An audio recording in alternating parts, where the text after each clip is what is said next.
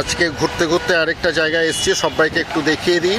এটা সমুদ্র সৈকত আপনারা দেখতে পাচ্ছেন এবং সমুদ্র সৈকতটা অপূর্ব যেমন লাগছে এবং আমাদের বিকেল ঘনিয়ে এখন সন্ধে হতে চলেছে।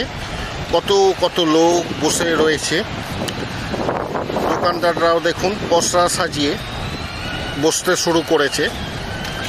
এবং কোন সমুদ্র পাড় এটা বলতে পারবেন? খুব চেনা লাগছে তাই তো, একটু ভেবে বলুন।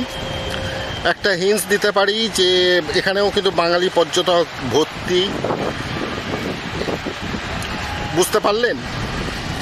এটা হচ্ছে গোপালপুর সমুদ্র সৈকত। সত্যিকারের মানে প্রকৃতির কি অসীম রূপ। এবং যারা এখানে আসতে চান ভুবনেশ্বর হয়েও আসতে পারেন।